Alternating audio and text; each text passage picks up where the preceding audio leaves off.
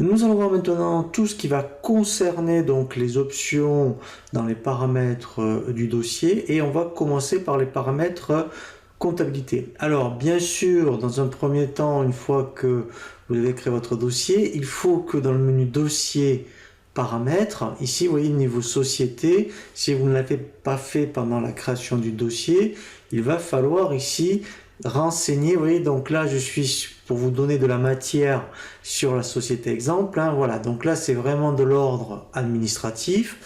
Ensuite, dans le complément, voilà, ici vous pouvez mettre votre forme juridique, voilà, et là c'est les coordonnées de l'expert comptable. Si vous êtes dans un centre de gestion ici, vous renseignez donc les coordonnées du centre de gestion, et ici vous pouvez mettre, vous voyez, votre logo. C'est intéressant pour par exemple les lettres de Rolance. Donc ici, donc on va surtout voir donc un tutoriel sur les paramètres comptables. Donc ici dans paramètres, comptabilité. Alors je fais exprès d'aller dans la société d'exemple, comme ça vous aurez un très bon exemple. Ici, vous en fait sur l'exercice N, eh bien c'est pendant la création de votre dossier, vous mettez votre exercice. Donc là par exemple c'est un exercice 2023, mais si vous êtes en 2024, alors ça peut être 1er janvier 31/12, hein, mais ça peut être un 1er septembre 31 octobre par exemple. Ici ce qui est intéressant, si vous aviez une intériorité, eh bien lui, vous voyez, vous allez la renseigner. Donc si cette, oui, dans la société exemple, par exemple, la société existe depuis 2011, ici vous le renseignez. Et là, lui, voilà, donc là, après, c'est quand on clôture, donc on verra un tutoriel spécifique sur la clôture, après quand vous clôturez, et bien en fait, il passe à N, il génère N-1, il bascule N, et il vous donne la main, vous voyez, sur N+1 pour la saisie. Alors ensuite, ici, donc, l'option tiers, alors, c'est pour le paramétrage des comptes. Ici, comme tiers, c'est les comptes de la classe 4.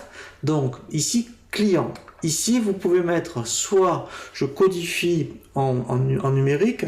Donc, vous voyez, code client, si vous les clients, vous écrivez dans la foulée avec le code 01, 02, 03, limitra 400, 02. Si vous voulez, mettons que le client Dupont soit 411 Dupont, il faudra mettre 411 et nom du client. Là, c'est à vous de voir. Pareil pour les fournisseurs.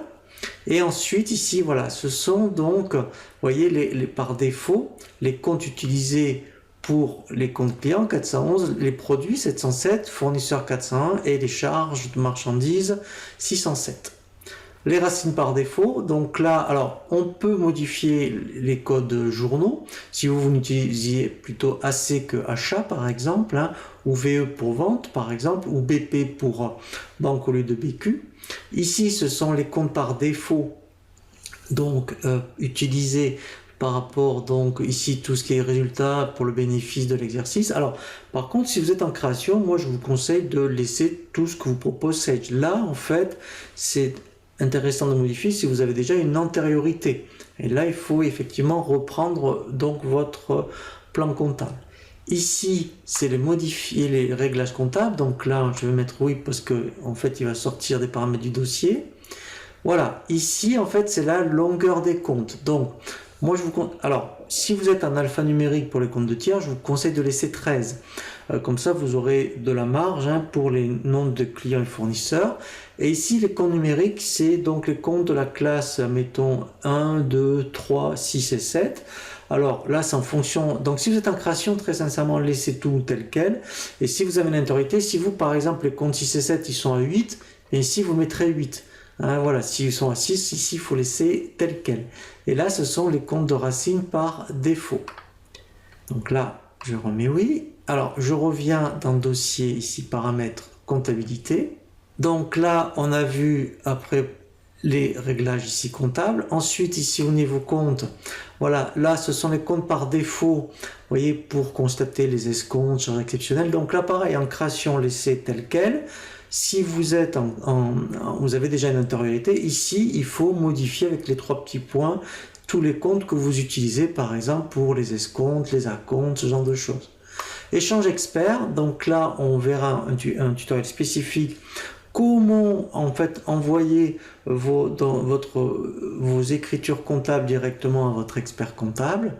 Et ici, génération des écritures, voilà. Donc là, en fait, c'est par rapport au libellé donc par rapport à lorsqu'on génère les écritures, ben lui par défaut, donc là quand on envoie les écritures directement après l'exploitation, voilà, donc pour les pièces commerciales, vous voyez, pièces client, et bien c'est donc la facture, le numéro de facture et le nom du client. Et pareil donc pour les autres pièces clients, et ici pareil pour les pièces fournisseurs.